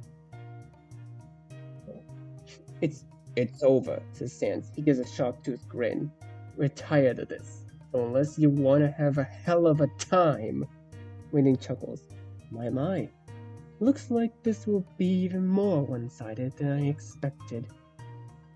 King Asgore looks at the monsters around him. No. Not only then, says a familiar voice to you. Monsters that part way to make room for a few new monsters. He's a goat monster with golden yellow eyes, red pupils like Asriel! Or trailing behind him, Dr. Alphys. Asriel? Oh, hi. Hi, says Asriel. I wasn't expecting to see you here, Mother. Toriel rushes to him and immediately hugs him. Asriel? King Asgore's expression darkens to wariness. Is that truly you? It is, he says, awkwardly patting Toriel's back. I see you still haven't trimmed that awful beard of yours. Asgore's eyes widen and he suddenly grins and strides forward. Boy, my son. One awkward family hug at a time, Asriel complains. And besides, you're about to attack my friend. Friend? You look between Asriel and Dr. Alphys. Wait. Flowey? Howdy, Richie, says Asriel. He gives you a grin. Glad to see you're okay. You are okay, right? Yes. You go to hug him, but you realize that your leg's still tired and you require Wingding support. Richie is fine, says Wingding. Simply tired from a very long day. Good, says Asriel. Mother, please let me go now. I need to talk to Father. Toriel squeezes Asriel. She reluctantly lets him go. Asriel steps closer to his father, King Asgore. Father, it's time this feud with humanity comes to an end. It's time that monsters return to the surface. Asriel, no! He cuts him off. This isn't an argument or something up for debate. You won't win this. You can't win this. I understand. I understand that war changed you. I know those memories are hard to let go, but this time, don't stop us. Richie has shown us that humans and monsters can be friends again. Let us try. Asgore stares at Asriel. He smiles faintly. I cannot win this. Asgore looks over at you. Human. No. Richie. You said this world does not need to be killed or be killed. Do you truly believe that? You meet his gaze. Yes, you do. It's not kill or be killed. It's save or be saved. You smile at Asgore. It's time for him to be saved now. And so it shall be. He utters quietly. The barrier is already destroyed. Together, let us leave. Yes, together. Asriel immediately goes over to you and Wingding. You want me to carry you? He frets when he realizes how tired you are. No need, says Wingding. Wingding winces and sways. Oh, are you okay? Azrael asks him. You're Dr. Gaster, right? Yes. Reggie pulled me out of the void shortly before your father arrived. Explains Wingding. We're both winded from that. We'll be fine, simply need a moment. Just one? Draws Sans. Brother! Exclaims Papyrus as he and Sans also head over to you two. You're back? Where were you? Experiment gone wrong, says Wingding. So sorry. He does not sound sorry. You're a fucking dumbass, Sans says flatly. And you are an impulsive, foul-mouthed brat, Wingding. You can't keep calling me a brat. I will call you a brat so long as you act like one. Papyrus stomps his right foot on the ground. Stop fighting, gah! You tell Wingding perhaps he should catch up with his family. You want to check up on Asriel, anyway. Wingding seems reluctant to let you go. His expression seems very pinched. You reassure him it will only be for a brief period. Didn't miss your own brothers at all, Sans smugs? Hurtful. You're gonna make Pap cry. I will not cry, says Papyrus, but his voice tells a different story. I am happy to have our brother back. That is no reason to cry. You gently tell Papyrus that it's okay. That is a very good reason to cry. Thank you, Human, but I am fine. He clears his throat several times. You give Wingding a pointed look. I suppose I did miss you too, he says with an air of reluctance. Asriel, if you would please. Asriel carefully picks you up. Wow, he's strong. He beams at you. My friend. Your friend. You hug each other. Gah. You hear Wingding cry from behind you. You pull away from Asriel long enough to see the Sans body tackled, Wingding to the ground with Papyrus. Wingding looks severely displeased as he pats both their backs. You are not children anymore. It was only 20 years. Oh, only, Sans starts to hit Wingding.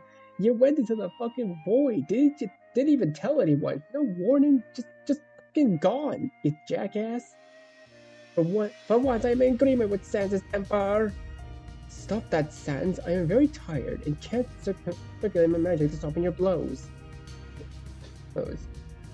Good. Why must your affection be so violent? But me cattle. What was that? Let's give him some space, says Asriel, as he carries you away.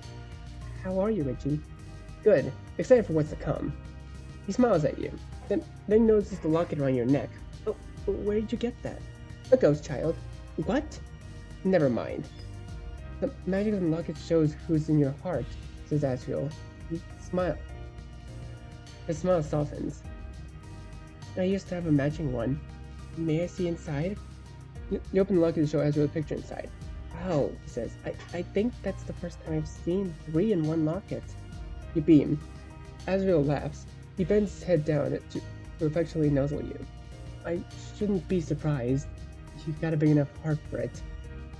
I do have a locket similar to yours, but it's the only one. Maybe you can commission more? That seems like a great idea. I'll help you find someone who can make them, he says. That won't be a bother? No way! He leans forward and presses his forehead against yours for a few seconds. I want you to be happy, Ricky. You're my best friend. You tell Azure you feel the same. He's your best friend. Yeah, same. My dear ones, says Toriel as she and Asgore approach you. Are you ready? You and Azure exchange joyous looks. Yes. Together, you and the monsters leave. Oh, dude. The change in music just gets to me. You feel strong enough to walk as soon as you smell fresh air. Azrael gently sets you down. He keeps a paw on your shoulder in case you need help.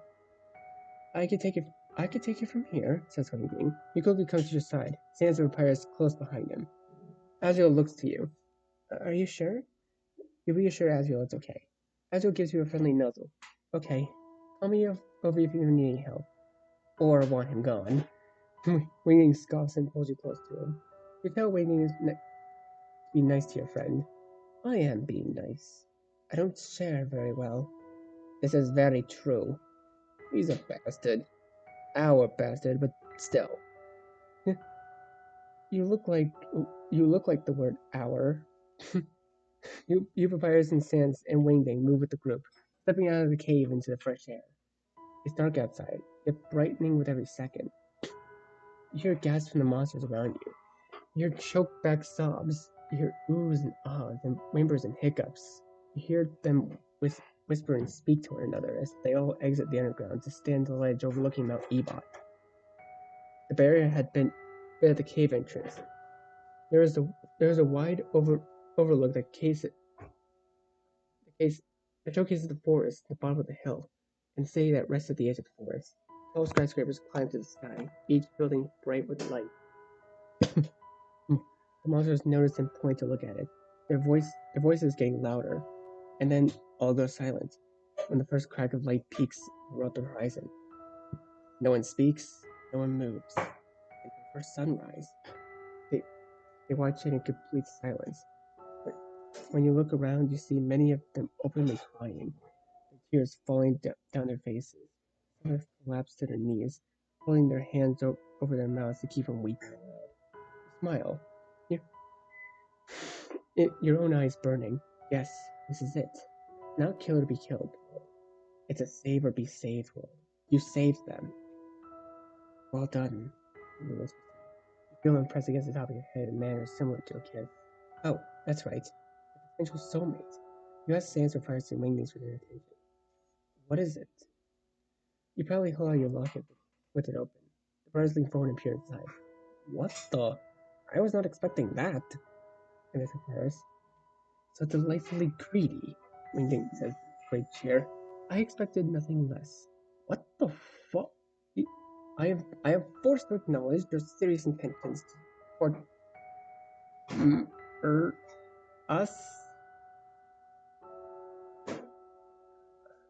Reverse could see his sort of curious head tilt. Having held his soul, I can verify his intentions. Sans Crimson's eyelids are fixated on the locket. That has to be a joke. It is not. These two I get, says Sans, but me? And why not you? Fire's sockets narrow as he glowers at Sans. I judged his. You what? Pardon, brother? You placed a hand on Papyrus Wingding's arm. Both monsters turn to face you. Their expressions difficult to read. You firmly reassured them that you already forgave Sans. You then step towards Sans and pull him to a hug. He stiffens. Reggie. You remind Sans that you forgave him in the judgment hall. You've forgiven him now. You like Papyrus? You like Wingding. You want to be with all three of them, if they're open to it. Sans squirms in your arms. He's about to pull away when Papyrus hugs them both at once. Sans stills. Wingding places a hand on both yours and Sans' back. It will not hurt to try, will it, brother? I am not opposed to it. Sans makes a strangled noise, cross between a sigh and a groan. Okay, you win. Let's give our little freak show a shot. Yay, you're all so happy you could pass out. Wait, actually, your vision doubles as you sway. You don't fall. As soon as you begin to sway, Sans hugs you around the waist while Papyrus moves his hand up to support your upper back. Wingding chuckles. No need to force yourself to stay awake, dearest human. Yes, rest if you wish, says Papyrus. We can handle the rest from here. True happy ending. Harrow route? Bruh. Oh my god. Oh, we got an epilogue. Oh, thank god. Jesus, that music is loud. Hold up, I gotta turn that down. Alright. With the re-entry of monsters into society, humanity rejoices. The governments that remains after the Great War all fly in to secure an alliance with the monsters. The monsters are met with overwhelming joy and positivity. They are borderline hailed as saviors. The wizards are practically ecstatic, all of them flying to Mount Ebot to enthusiastically welcome the monsters and offer their help with the transition. You were hailed as a hero and received a neat little award. You think your time helping the monsters would end there, but no. It is almost unanimously decided by the monsters and the wizards, after they hear your story, that you're to be their ambassador. You don't really have a chance to say no. Not that you want to. You'd rather not, but they really need you. You'll see if you can find a substitute in a few years. You know you need. Not that you want to. Well, while it is a heavy tradition, it is not easy. There are many cultural nuances that both sides have to adjust to. But all the governments are passionate about helping. They want this to work as badly as you do. The day the monsters re-entered the surface was officially declared the international holiday. Thousands of humans volunteered their homes to be shared with monsters who want to integrate into society. Many of the monsters accept this, and they fly out to far-off places and see things they would have never even dreamed about. It really seems like everything is working out for the best. Your journey, your struggles, none of it was in vain. You saved them, all of them. And you didn't make it out alone. The gas family moves to the surface right next door to you and your new home. As a VIP ambassador, you had to move into a magically secure home of your choosing in the city. Having 3 date mates turns this into a great deal of fun. There is no jealousy between the brothers. Their bond is downright unshakable. So everything feels comfortable and easy. Whoever is free will spend time with you, and it's always the more the merrier. Mainly vampires tend to keep busiest, so you do see Sans the most often. However, both workaholics make it a point to set aside time for you a couple of times a week. It's always a grand time when all 3 of them are available. The 4 of you will make a night of it, either playing games, watching movies, or accidentally starting a fan war between Mettaton and Sirens fans. Papyrus is courteous and attentive, Wingding is charming and eccentric, and Sans is a firecracker of attention. And you've got a big enough heart and soul to love them all equally. You fit perfectly into their lives, a piece they never noticed was missing before.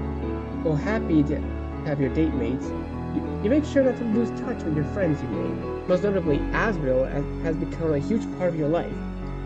He becomes the new king of monsters and helps you integrate with 2 societies. You are dear friends at work and outside of it. He also gives you the second best hugs. Wayne, of course, is the first in your heart. You spend time with Toriel and Asgore every so often. Toriel bakes you special pies and loves to give you hugs. You hang out with Undyne, who honestly became the biggest supporter of your romantic adventures and is looking forward to acting as efficient. You're semi-regular on Mettaton's new TV show on the surface. You attend all of Siren's concerts and are the first to buy her new album Do Re Mi Fa Sol La Ti Do. You visited the school in Evon City where the monster kids started to attend. They enthusiastically introduced you to their new human friends. You had to talk them out of trying to jump off another waterfall and their new friends multiple times. You meet up with all the dogs from Snowden every month for a game of poker. Dogs playing poker. I get it. Which you suck at a lot. Wingding Vampires have expressed concern for your inability to hold a poker face, which you excel at. Wingding and Sans joke about entering you into a professional tournament, which is always a fun time. Sans loves to tag along. The group always gets a good kick out of you making him blush, intentional or not. You did try invite Wingding Vampires, but they get competitive. Very competitive. I think I excel at poker. I'm pretty good at it. Everything is as it should be. Everyone is happy. You're the reason for it. Thank you, Richie. Thank you for falling into Underfell. Thank you for showing them kindness. Thank you for staying determined. Thank you for being you. The end. Oh! They're bonus scenes! Bonus, the first storm before the void. Ooh, I don't know. I think we're gonna have to save it here for now, guys. I'll play the bonuses in another video. So, thank you so much for watching this video. Be sure to leave a like, comment what you think, share this video with your friends, and be sure to subscribe and click the bell so you don't miss a single notification. I'll see all of you in the next video. Goodbye. You say you wanna try, but you never do. Sugar, there's a reason.